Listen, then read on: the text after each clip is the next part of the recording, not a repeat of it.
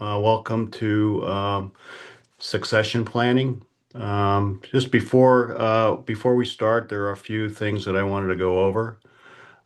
We will be providing you a copy of Ken's PowerPoint. I don't know if we'll mail it to you or if we'll put it in chat, but one way or another, you'll all receive it. We are also recording this, and the recording will be on our website, which is score.org/Akron Canton. Let's see. If you have any questions for Ken, he will answer them as they come up, but we're asking you to use the Q&A feature totally.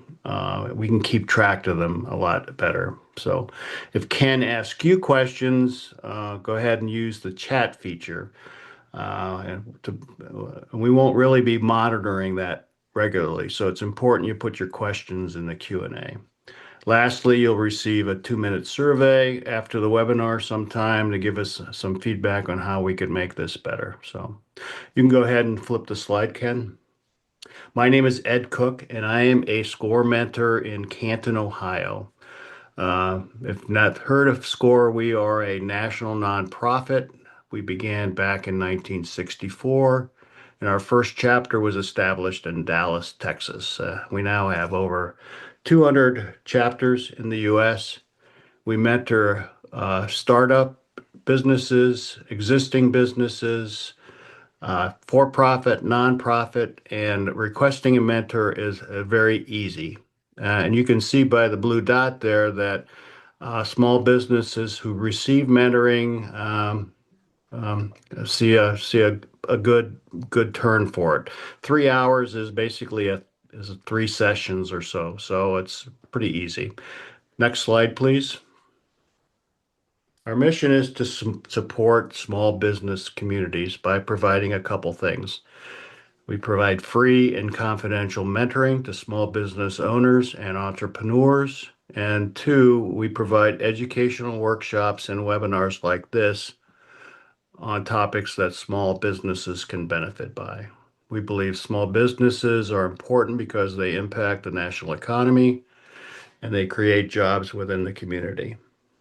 Next slide, please, Ken. We have lots of volunteers throughout the country. Many are retired, some are semi-retired, some are still working, but there's over 10,000, and we serve 1,500 communities. So, next slide, please. Each year, we sign a code of ethics that basically says we cannot benefit in any way from our clients. And secondly, that the client information is confidential and protected by the U.S. government. Next slide, please. SCORE mentoring is free because of three reasons, really. We are resource partners with the SBA. We have lots of very generous local sponsors and our network of volunteers. Next slide, please. These are some of our sponsors that in Northeastern Ohio that we have. The Hoover Foundation, the Stark Community Foundation, Stark State, Akron Community Foundation, Key Bank. Those are platinum level. Gold levels are Huntington Bank and the Kenneth L. Calhoun Charitable Trust. Next slide, please. Silver level, People's Bank, Wealthy Family Foundation, and the Gertrude Orr Advisor Fund. And then at bronze level, we have Lerner, the Ripple Charitable Fund, Consumer Bank, and the Munson Charitable Fund. Our next slide is a QR code to visit us. You can volunteer to become a volunteer, or you can find a mentor very easily. So with that, I'm going to turn it over to Ken. Ken, it's all yours. Okay, Ed, thanks a bunch. My name's Ken Krumrick. I've been a SCORE mentor now for about 10 years. I have mentored a lot of small businesses, and I'll draw on that experience plus my career experience to to perhaps give you some insights relative to this strategic approach to succession planning. My background is I was trained as an engineer, but spent almost my entire career in business from direct sales, and then I had the opportunity to run several companies, several small companies, and then I also had the opportunity to participate in the buying and selling of companies. And I'm going to draw on this experience. But before we get started, I thought let's get a couple of definitions out of the way. The word, by succession, I mean filling an existing position that will be or is vacant now. Now, this presentation will also apply to newly created positions, as you'll see.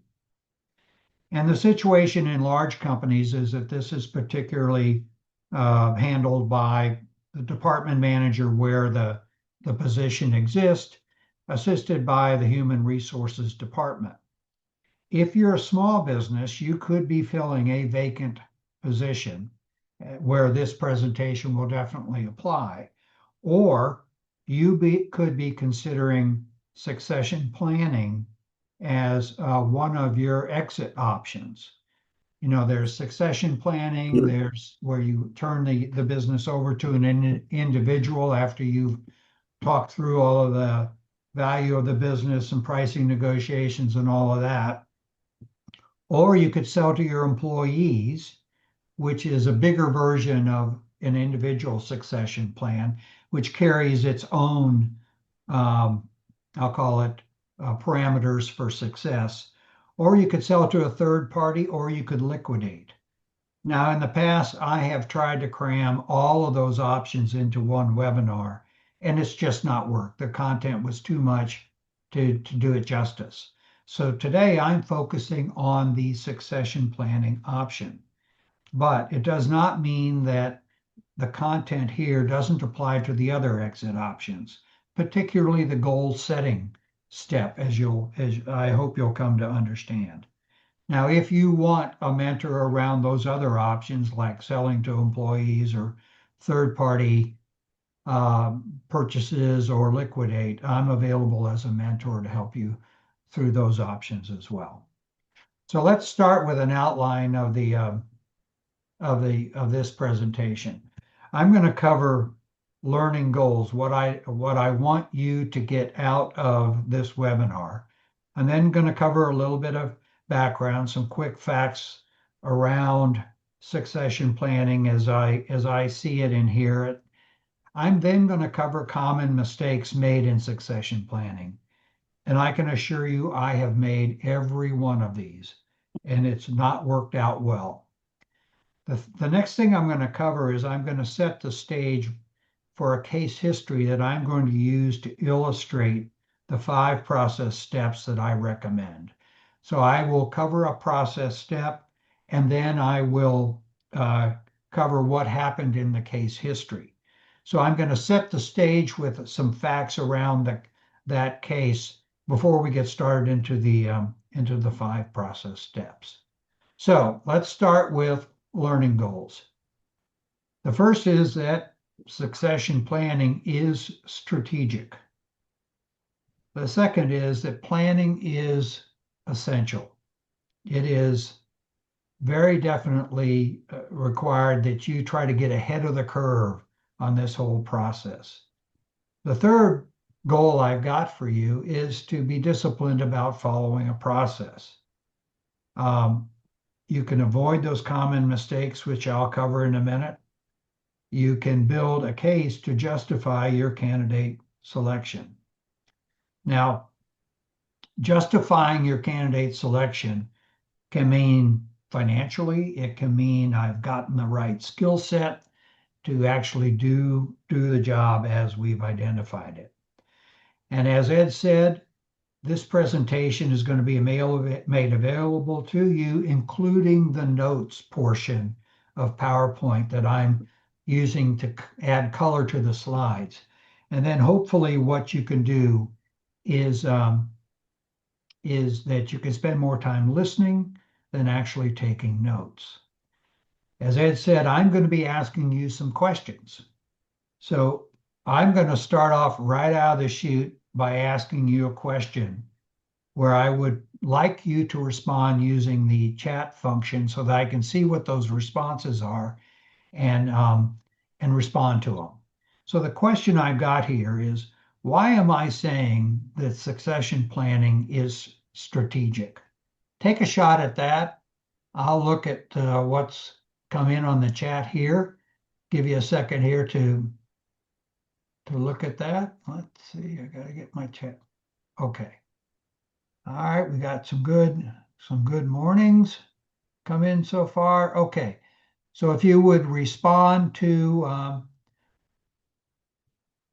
okay, so we've got you want to strategize this towards your objectives. Okay, that's good. It helps you to be proactive, right?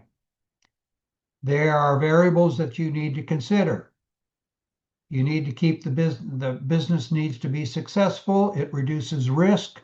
Strategy is long-term marshaling. Okay, well done. That covers quite a bit of what I was thinking. I phrase it in a little bit of a different way. I phrase it to where it's an opportunity to do succession planning so that you better align the position that you're filling to what the company's real strategy is. Um, if you are a small business person and you say to yourself, well, I haven't written a strategy down, it doesn't mean you don't have one. If you're looking at exit planning as a small business person, you might be at this stage, say, for instance, your strategy may be that you're just milking the business right now and coasting a little bit until you want to retire. Well, that's a strategy. Okay, but the question you got to ask yourself is, what does your strategy need to be for your successor? If you're looking to replace yourself with somebody, what's their strategy need to be? In all cases, I challenge you to write it down because you're going to need it. Okay, the other reason I say it's strategic in nature is you want to take the opportunity to increase the value that is created by the person in the job for the long term. You don't really just want to find a warm body. That's the shortcut, easy way out, and you'll pay for it. And then finally, you help the person that actually goes into the position better understand what their job is. So you're changing their prospects for promotion. So I think of it in that way as being strategic. Now we'll hit on this issue a little more later, but let's jump into some background right now. Last year, the turnover rate across all industries was 38%. Think about it. 2 out of 5 of the people you work for, on average, are not going to be working with you at the end of the year. That's what we're talking about. Now, turnovers from all causes: retiring, discharges and firings, involuntary quitting, from all perspectives in that regard. And some industries are much higher than others. Now, most companies, it's crazy, target something that is even, still high, 10 to 20%. Now, there is a lot going on in the market today relative to employment. A lot of news about individuals having a hard time finding a job, companies not offering a lot of open positions right now. Well, this is a cycle. So right now we're in a cycle where if you're looking to find a successor, well, you're going to have a bigger pool. So you're going to be flooded with resumes, which means you have to be even more careful about what it is you're looking for. It's great news that you have a lot of candidates, but that's not the question. The question is, do you have the right candidates? And have you defined the position in a way that really is strategic so that you can do a better job of picking? And if you're in a small business, there's still a lot of dynamics going on. A lot of people are still job hopping in the small business arena. You may be having trouble finding people interested in working in a small business. They could say that well, I'm overqualified, but still there are a lot of challenges.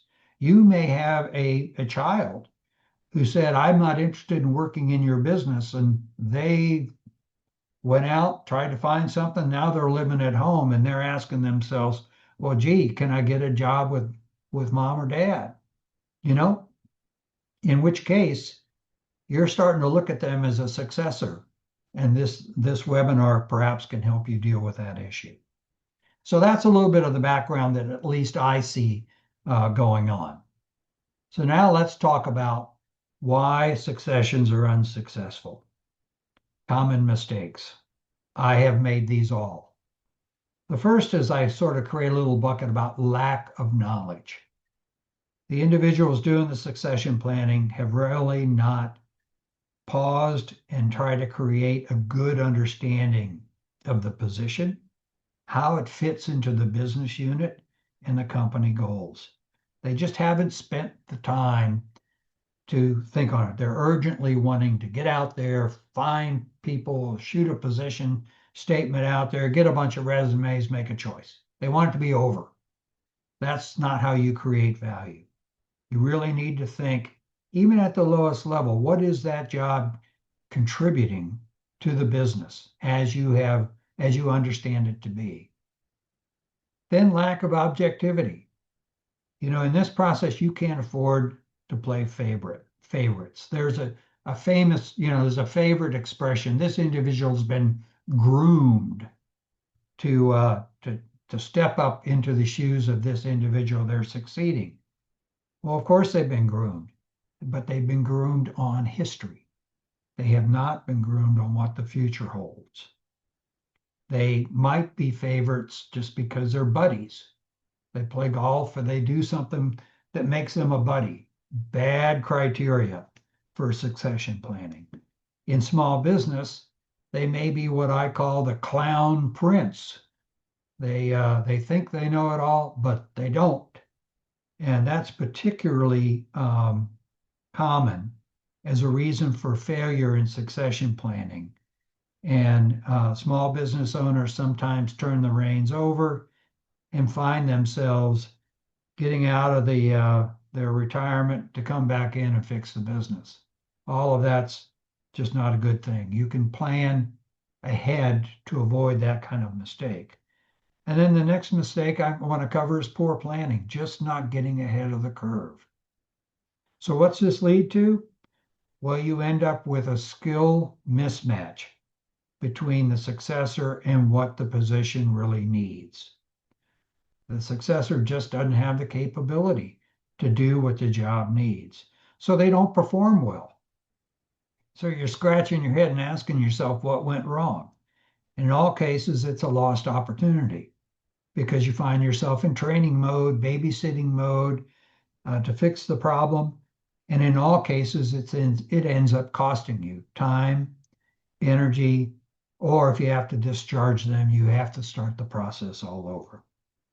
So these are the common mistakes that I'm going to try to address with the process steps and help you avoid these. But before we jump there, let's go into this case history that I'm going to use to illustrate each of the steps. So the company I was in was in need of hiring a manufacturing director. The company was a small business unit inside of a larger company, but the larger company was private, and we were autonomous. We had a lot of freedom to act like a small business on our own. So for this case, I think it can relate to small business owners who are running their own show. The products and services included some proprietary ones, which were great, but we competed also with commodity products, so we had a lot of competition.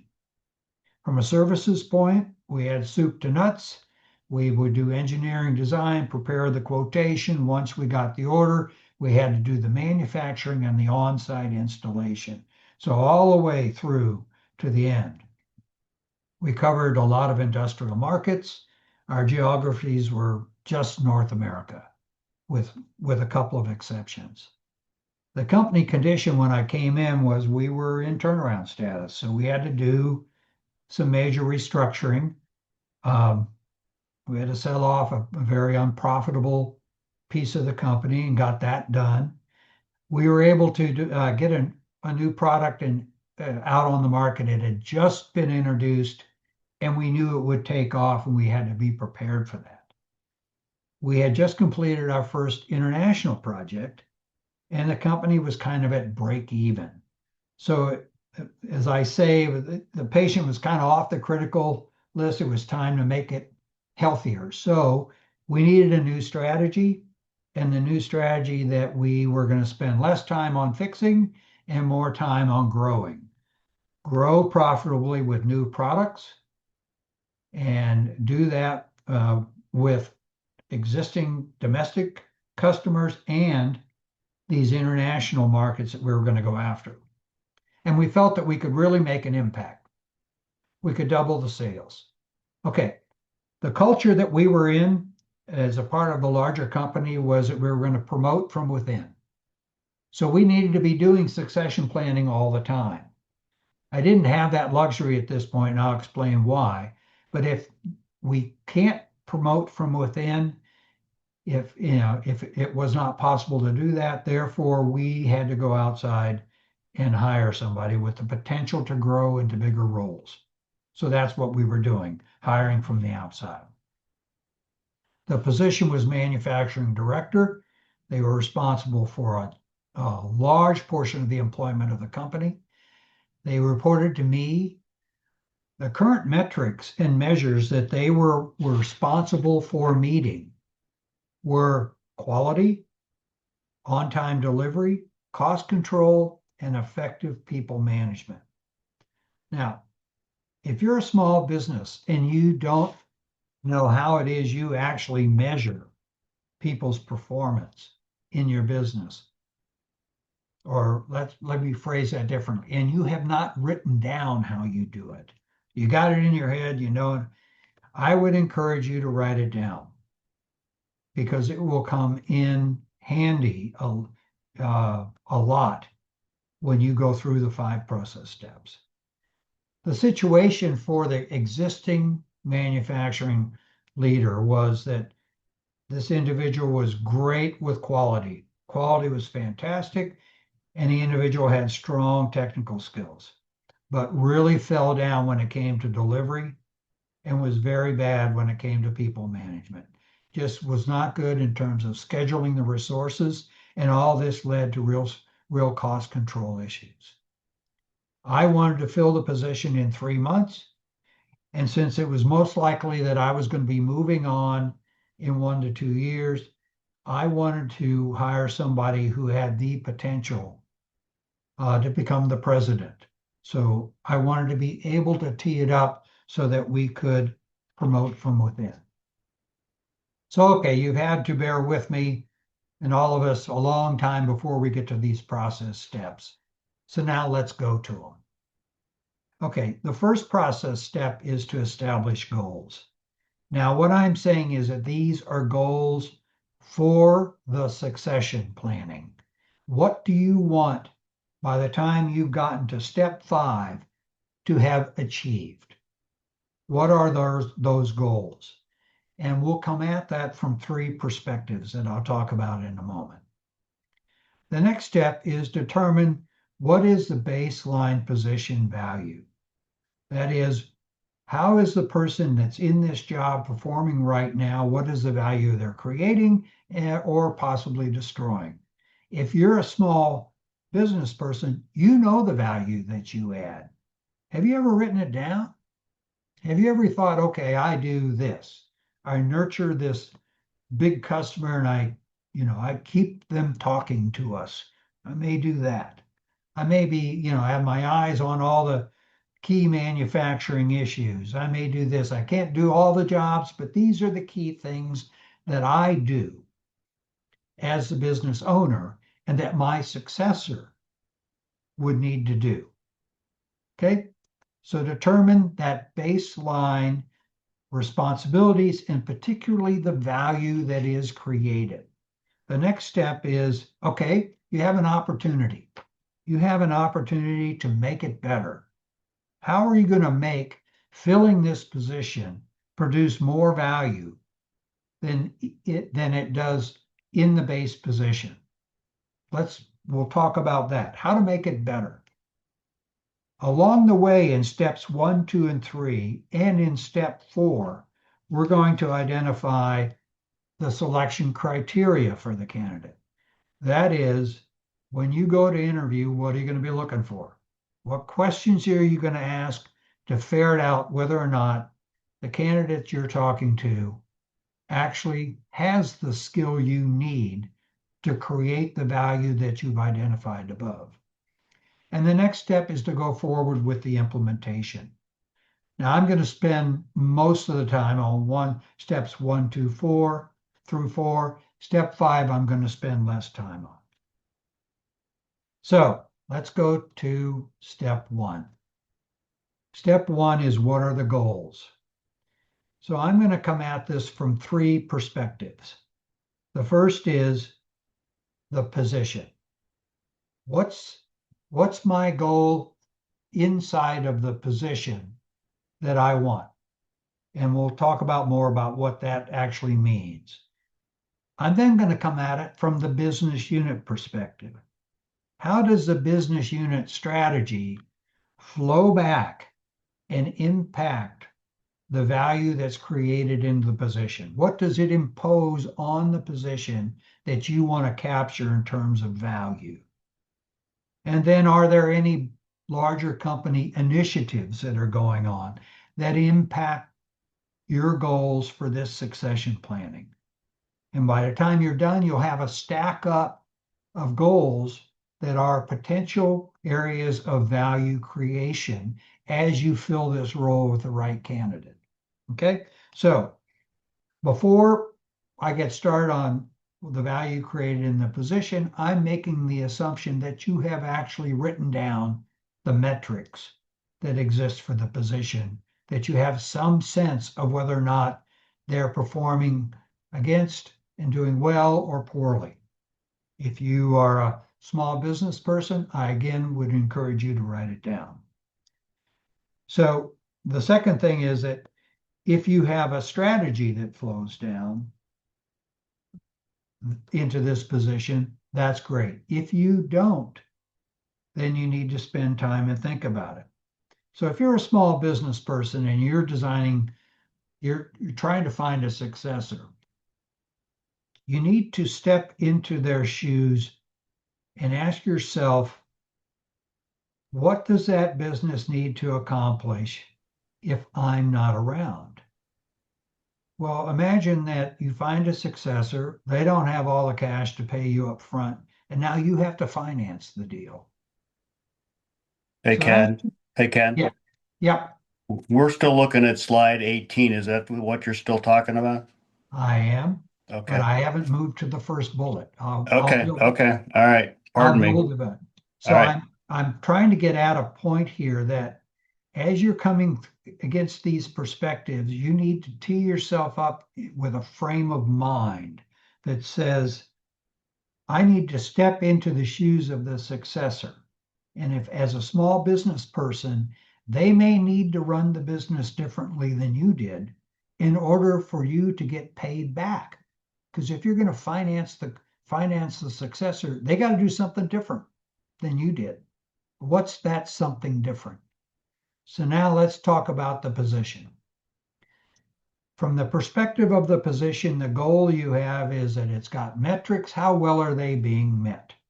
The goal for the successor, I mean, this is not rocket science. You want to improve the performance and you have timing.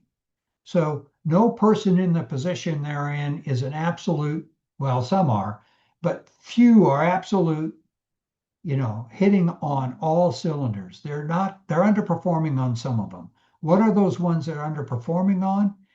And can you make an improvement by hiring the right person that improves the performance against that metric? You will have timing. How quick do you want to replace the individual? From the position of the business unit, what is the business unit strategy today? Sometimes it's written down and forgotten the day after, but frequently these strategies flow down in terms of financial targets that the position is going to be required to do, projects to be completed. And a key question is, has the strategy changed? Is there a new direction, like a cost-cutting drive? Is there a new competitor on the block that you have to respond to?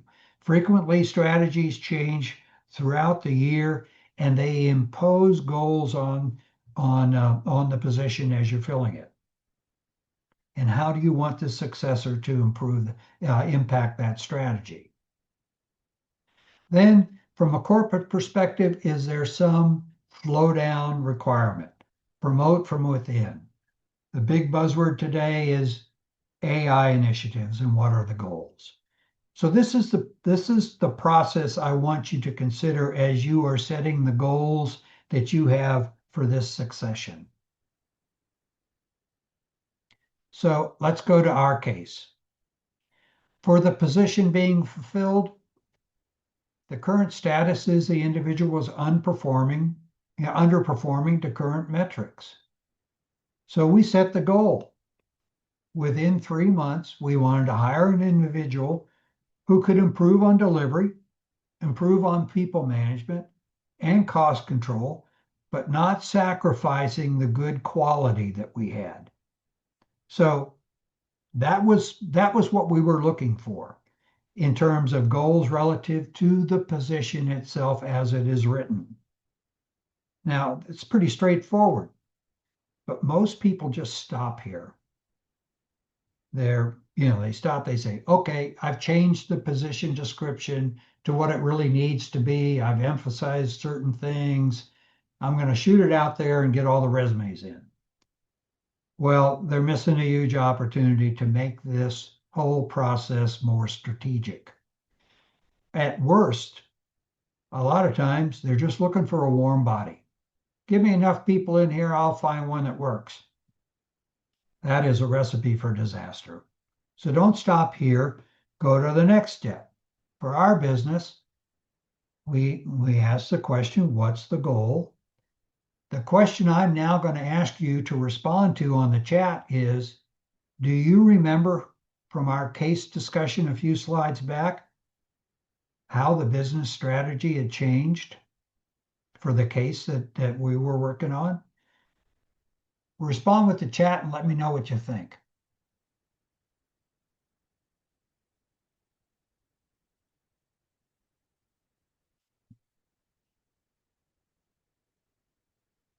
How did the business unit strategy change for the company for which we're now trying to find somebody?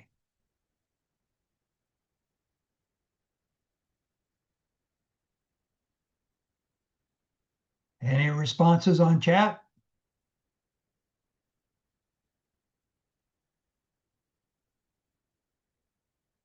Oh, you're all being shy, huh? Okay, so yeah, we got a couple here. We got focus on what was done compared to what needs to be done. Fair comment. We have a new product rollout. Great. That's clearly a new part of the strategy. Looking at metrics. Absolutely, that's in the base. So if you recall the new strategy, we've done a bunch of the turnaround work, got it to stable financial condition. We were now focused on growth from the new products and growth from international markets. So clearly a goal that is now flowing down to this position from the business was that we wanted to hire an individual who could think strategically and very specifically contribute to this growth strategy. New products when they're launched, always impose a new set of demands on the people that have to sell them, on the people that have to design them, sell them, and make them. So this position had to be thinking about, or had to be capable of being a part of the growth strategy. International customers. Domestic customers do things a certain way. International customers breaks all your paradigms. They have new demands around this, that, and the other. They're in metric they're in metric terms. They're thinking metric instead of English units, things like that. And they have totally different shipping requirements with regards to surviving, shipping a product overseas. So these were the goals that we had from the standpoint of the position and the business. As you're going through this, you have to ask yourself what kind of skills I need. So we took this opportunity to say, okay, we wanted somebody who was strategic, and we wanted somebody that could be a part of the growth strategy with these new products and customers.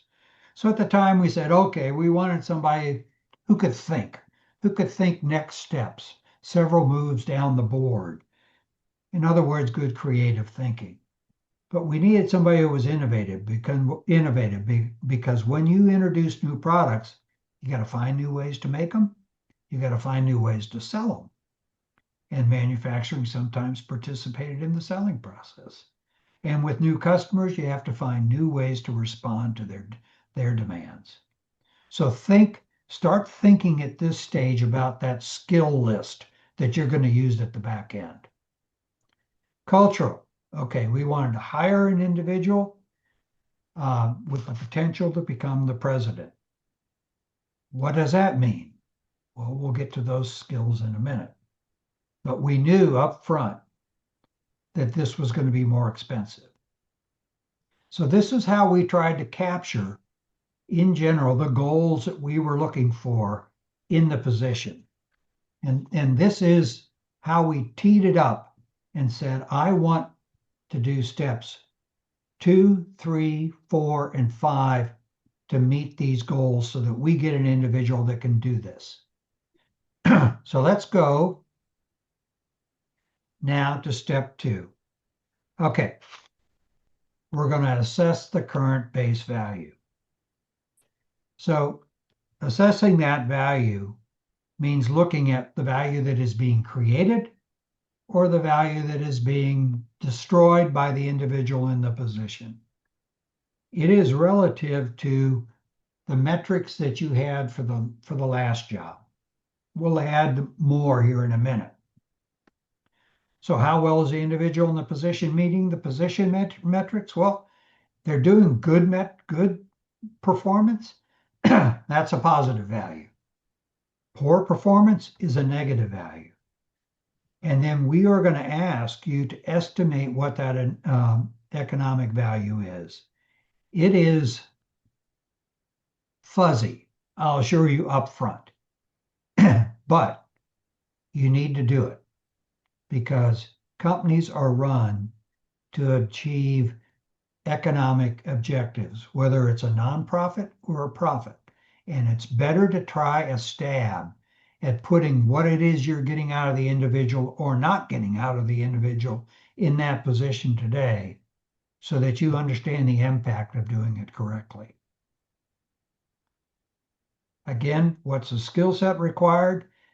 You will find as you identify this value that you're going to have a higher emphasis on certain skills and less on others.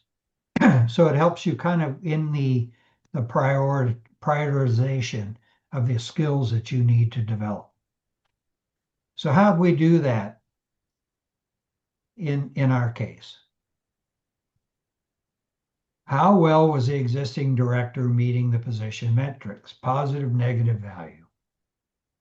We did an estimate of the financial impact. Positive value, good quality and low scrap rate. That's good. I mean, it kept us on their bid list.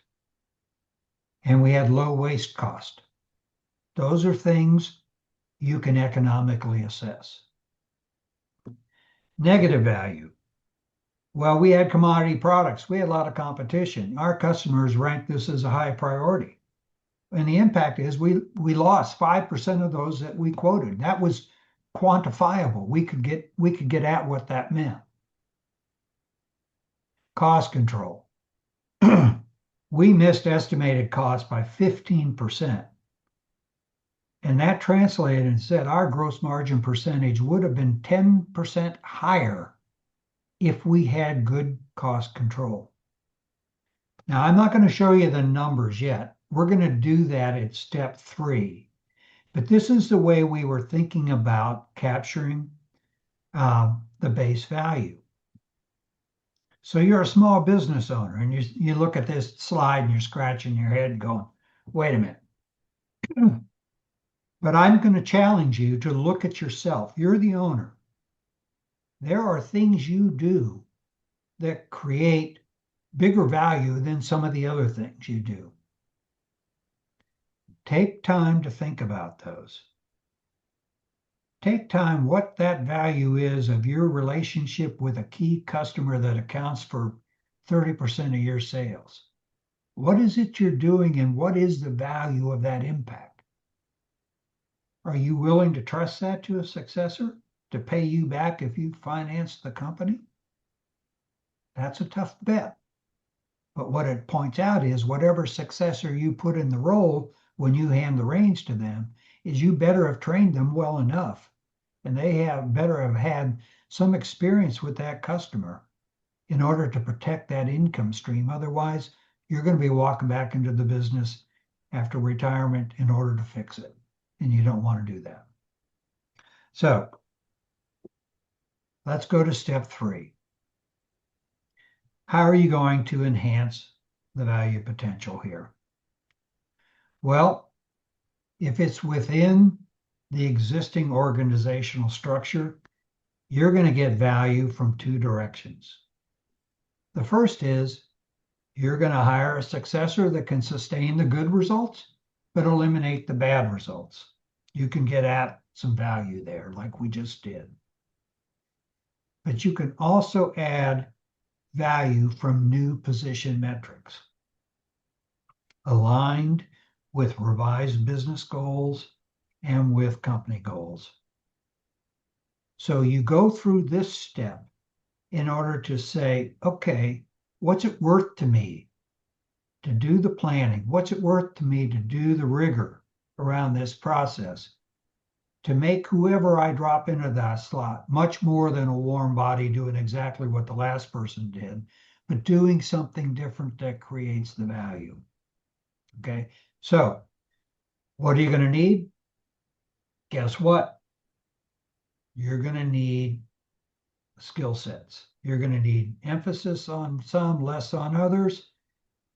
You're going to need entirely new skill sets, particularly if there's a flow down out of the business unit and the company that the current position isn't doing. You're going to need a new skill set. So now you're going to do evaluation. What's the economic value? Is it offset by the salary that you're going to have to pay somebody that is better than what you have today?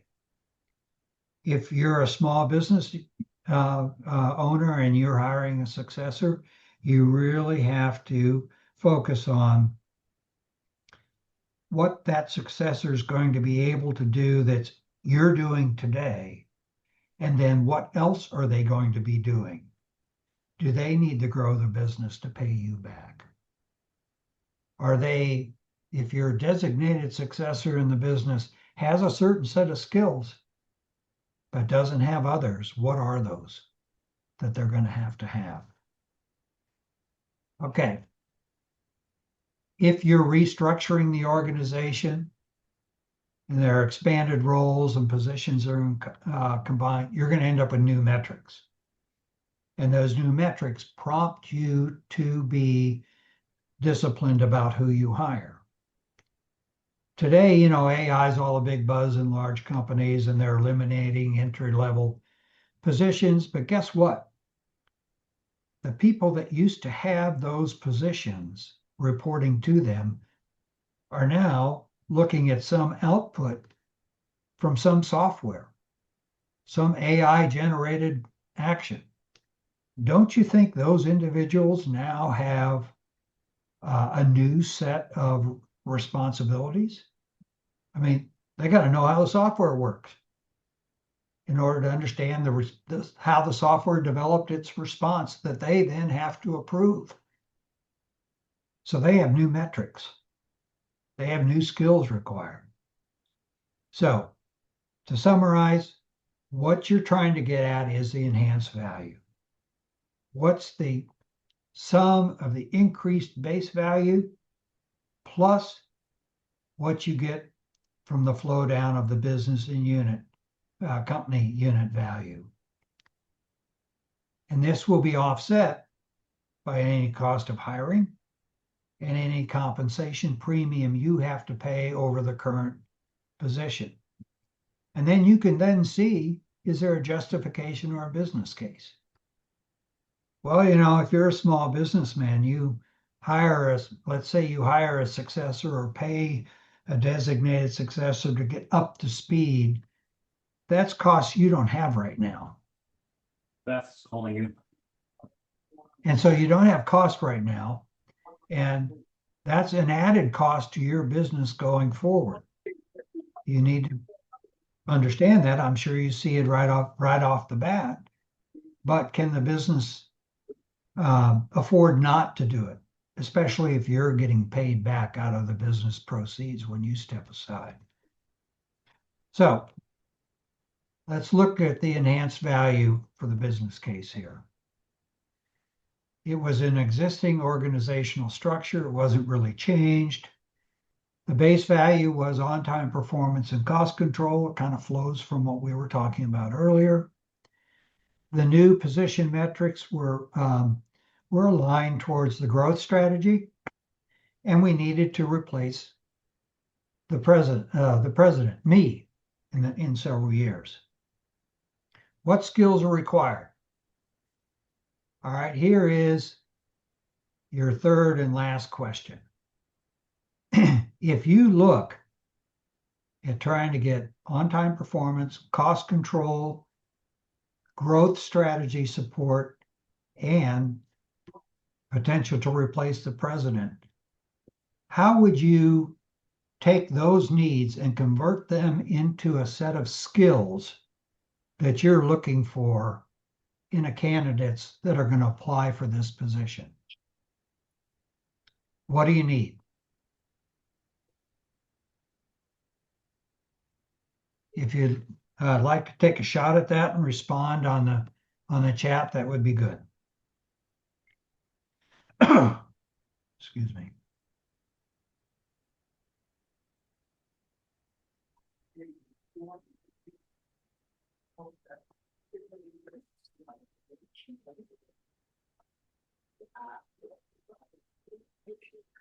Okay, any responses on chat? I'm not seeing any, Ken.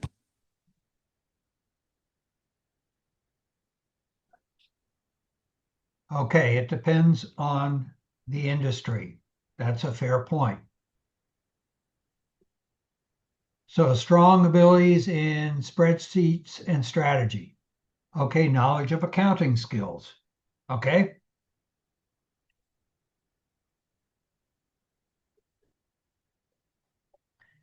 What about delivery performance? What are you looking for if you want somebody that can achieve better delivery performance? What do they have to have?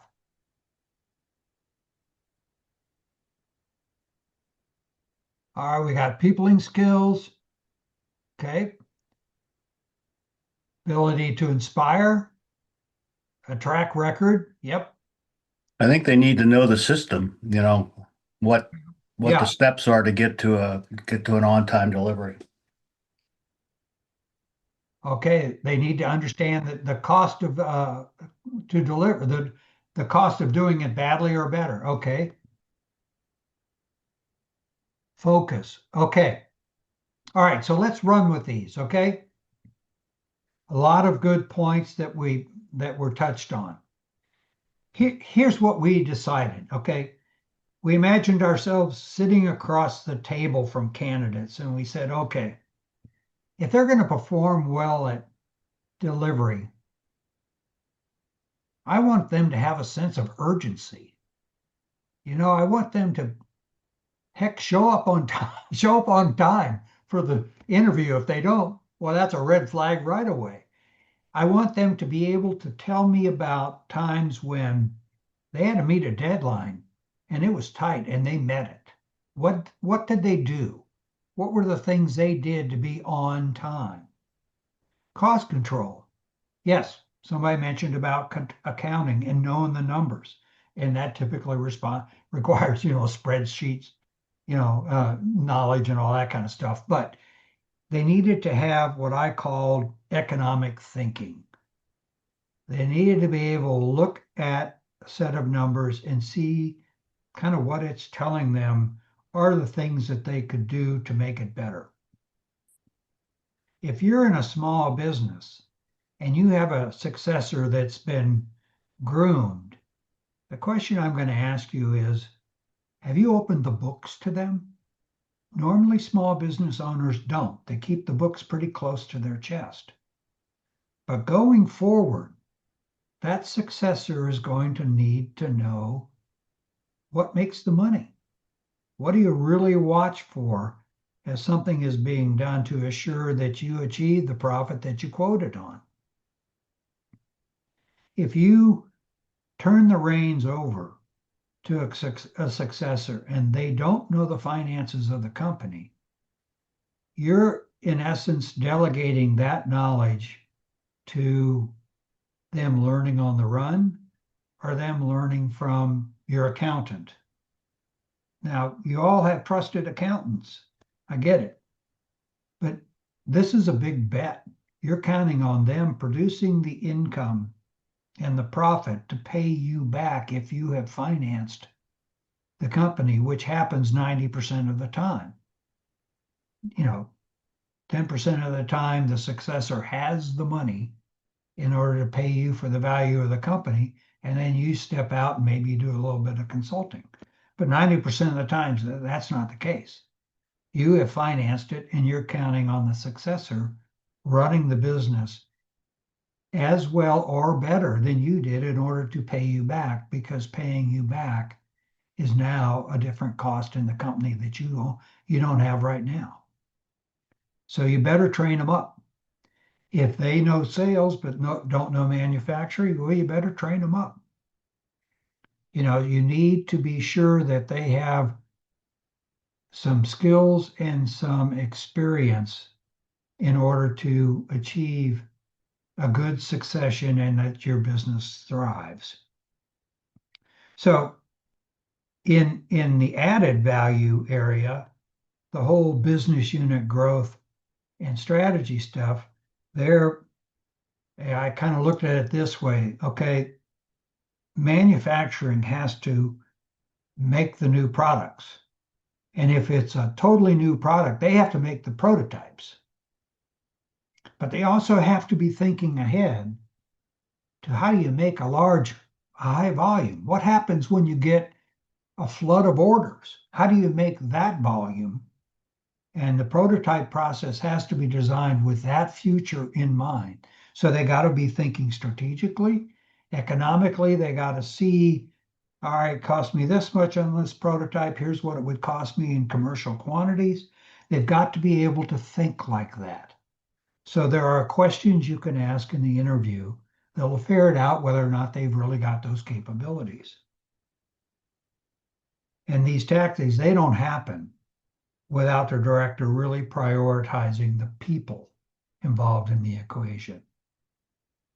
Okay, as far as the company needing to replace the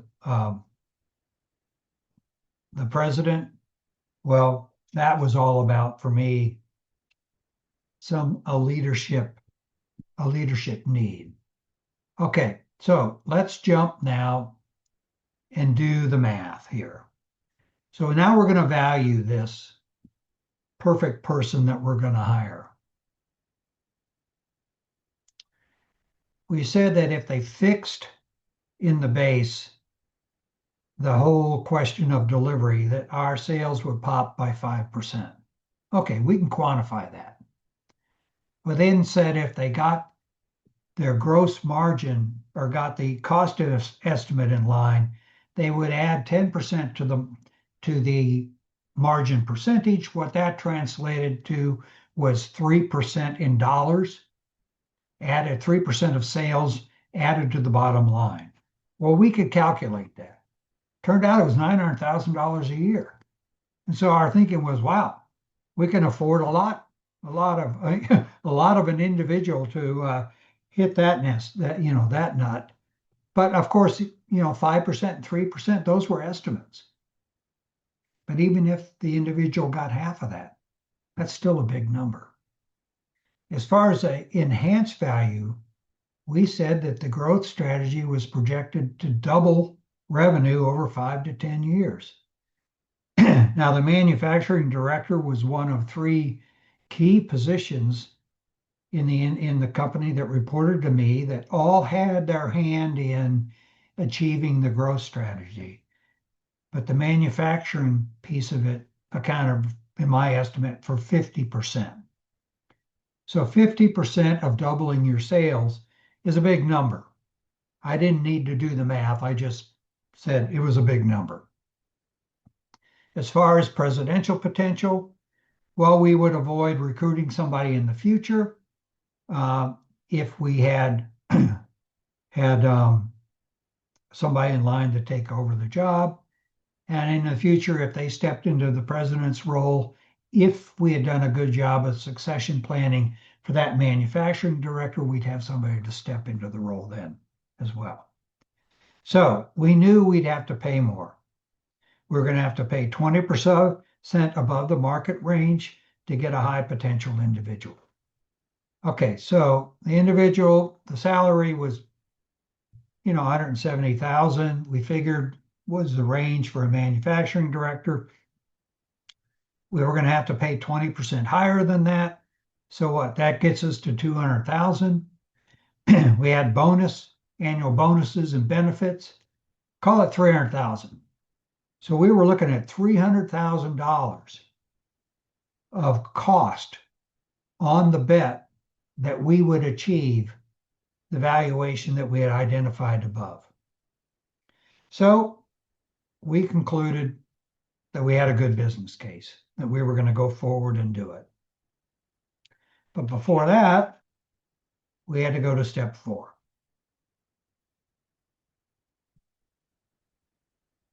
We had to choose the best selection criteria. And again, we came at it from the position perspective, the business unit perspective, and the company perspective. So we collected what those skills were. And then we prioritized them.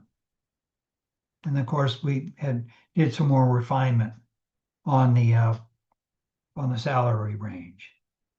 Now back to if you're a small business person, you've done the work here to identify what skills you need. You now have to say, how am I going to equip my successor with those skills so that my bet going forward is a good bet? So what we do for our case, well, in the position from a position perspective, we wanted somebody with sort of basic manufacturing experience, just knew how manufacturing ran, the give and take between salary and hourly. Some of those basic skill sets, we didn't bother to say they needed a particular skill. We focused on the priority skills. Sense of urgency, like I talked about, better economic thinking, the whole business unit perspective. It was about being able to adapt to a changing product line, a changing customer scope, and changing geographies. And from a company perspective, we said decisive, but we also wanted an influencer because this individual was going to come in and have to interact with the organization. Well, I mean, if you get somebody that comes in and burns every bridge in sales by pointing fingers and says to the engineering department, well, you're not doing your job, and that's why I can't get my job done. Well, that's not the type of individual we were looking for. We were looking for somebody that could work with the organization, could influence them in a way that made the manufacturing step profitable without costing the other departments too much. That type of influencing is what we were looking for. And there was a good business case to hire this skill set. So we were looking at the implementation step. And so we could easily write a new position description at this point. And if you're the small business person, and you have the successor lined up, or there is a groomed successor in a larger company, you have a position description, you know what it takes for that individual to be successful. You can ask yourself the questions of whether or not those individuals actually have what is needed to succeed. If you're going outside, you can design great interview questions to really, really, probe on a candidate's capabilities because you've done the homework. Now you go to recruitment. You're going to post a position if you're going outside. You're going to screen and select. But these days, particularly in large companies, you don't control the screening and selection. That's done by software. Well, it may be old school to say, but I really like to look at the resumes myself.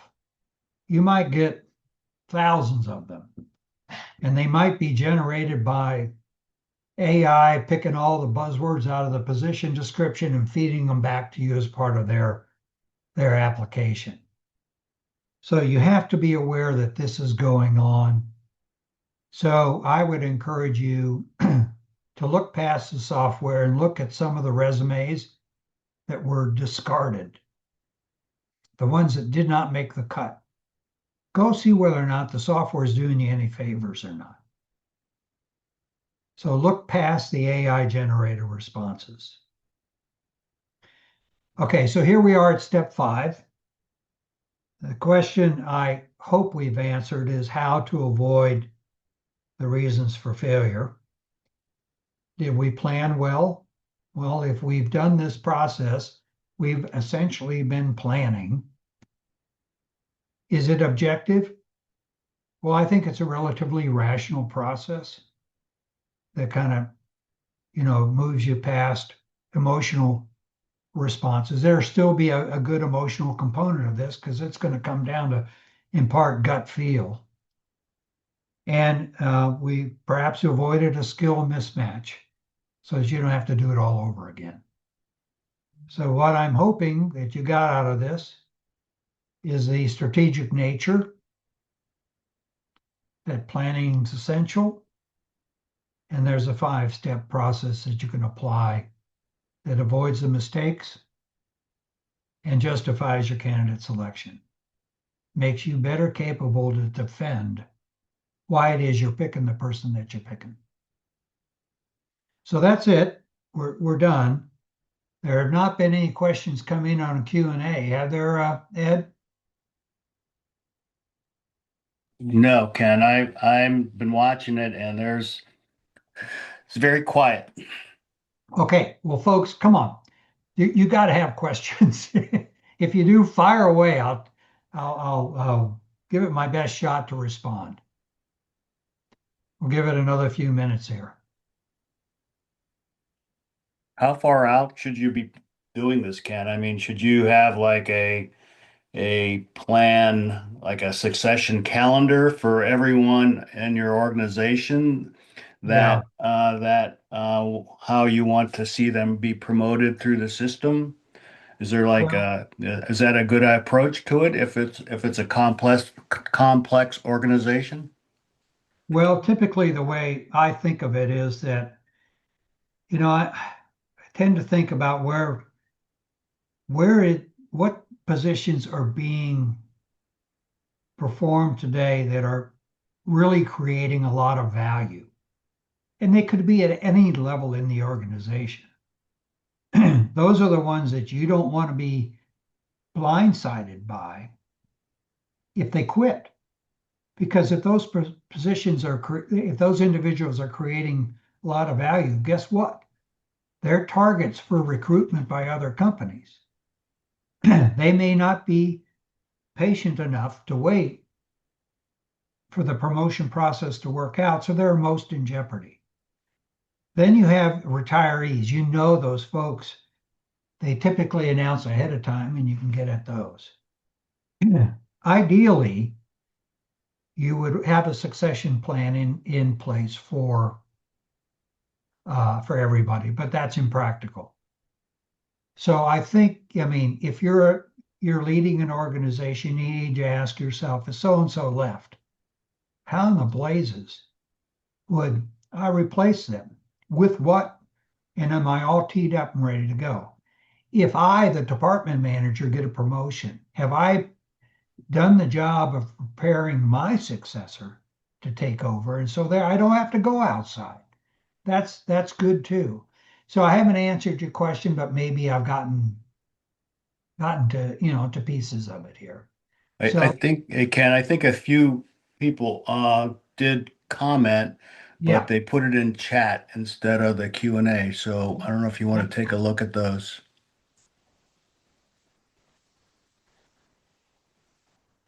okay. Thank you. Thanks about, okay. What about a sole entrepreneur? Okay. So if you're a sole entrepreneur and you don't want to just liquidate your business, you want to actually pursue one of the other options. Of course, one of those options is succession planning. But what that means is you're either going to have to bring somebody on and train them up, which will cost you. But at minimum, you want to identify what skill sets would be required in your successor. Because if you sell to a third party and you're financing the deal and they don't have the skill sets they need to run your business, well, that's not going to do you any good if you've financed it. So you kind of have to have a clear idea of what kind of individual you might want to sell the company to. So you can use this process to get at what are the goals for your succession if you're selling to a third party who happens to be a sole entrepreneur. You can think of it that way. Ken Setyani has a pretty interesting question. Are there considerations specific to nonprofits that you should take into account, or is it pretty much across the board the same process? It's across the board the same process. Nonprofits still run the business economically, but they take those profits and they use them to sustain their business instead of creating profitability for shareholders. So it's it's not any different. You think in those terms. So nonprofits, you can't go out and sell the company if you're running a nonprofit because you don't own it. It's owned by the nonprofit, and so you have to find directors who can take over for you and run the business, and that's succession planning. Okay, I'd like to hear another webinar on succession planning on very small professional businesses. Okay, well, that's interesting. You should bring that up because I'm thinking that maybe the next one is I go back to exit planning and have an entire focus on small businesses So maybe that's in the future. Hopefully, keep looking for it. Okay. Hey, Ken, another point to Carol's question, if she's still on. This might be a good time to go to the score.org website and request a mentor specific to creating a succession plan for the business that you're involved in.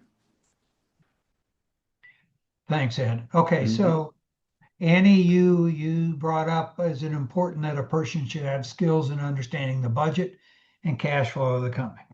Absolutely. I can't stress that more. With small businesses, it's a little bit tricky because a lot of owners keep those numbers close to their chest, but you can take a little bit of time and talk to the sales organization about how they create profit. Talk to the manufacturing side. Look, if you don't meet the estimate, this is what it worked. So you can begin sharing some of those things in bits and pieces. You don't need to make them experts in the books all at once. Okay. I appreciate the thank yous. Okay. All right. So I think that's all the I oh, think I think we're there. Yeah. I think we are there. Okay, well, everybody, thank you for listening to me drone on. I hope I've created a little bit of value for you. And of course, I'm around for follow-up questions. Should you think of something later? Um, Hey, Ken, we do have a couple questions oh, From Cynthia. okay. She has an S corp with two businesses under it. If she wants to sell one but not the other, how should she set that up now? Especially when it comes to my LLC name, how would I set up my business so that I can sell it under a different name? Yeah, that's a fairly broad topic, but for starters, um, you need to potentially create another entity for that LLC you want to sell off. You definitely need to have a separate financial set of financials where you carve out the actual specific costs that go with that LLC and then spread the shared cost in a rational way that kind of anticipates what a new owner might see in terms of administrative expense. So you need to have sort of a separation between those two so that the buyer of the one you're selling can see a financial performance that's specific to that entity. Those are some starting steps for you. Beyond that, you have the process of selling to a third party, which has its own set of parameters that we would need to discuss. Yeah, I think Cynthia would be a good candidate for her to call and request a mentor. She has a question about um, passing the business on to her daughter. Yeah. So Okay. So please apply. I can be drawn in as a co-mentor um, to assist. Um, I probably can't take the lead on right now. And so if she comes in as a client, maybe we can set up a co-mentoring right now. sure. I don't know where Cynthia lives, so I'm not sure what chapter she would be referred to. And if she's in Cincinnati, she could possibly come through to your chapter down there, or if she's in the Akron, Canton, Cleveland area, it could come in up here. So it depends where she's from. So Okay. she's in Cincinnati. So Oh, you might see her okay. pop up. Well, Okay. great. That's where I am. I mean, I will be out of pocket in the next month, but if you want to, to go into the system, get yourself established as a client. request that I be involved from a co-mentoring perspective, I can probably manage that over the next month, but I can't take on the lead. I apologize right now. I've got some family health issues that I need to deal with outside of my family, but necessarily consume a lot of my time right now. Otherwise, I would definitely agree to be the lead mentor. So, okay, so I think we can wrap up here. Thank you, and have great success in your business. Ken, hey, thank you so much for the time that you spent with us to share your knowledge of the subject that it's quite seriously a passion for you, I think. And thank you all that joined us. Okay. Have a good week. Okay. Take care. Bye So bye. long.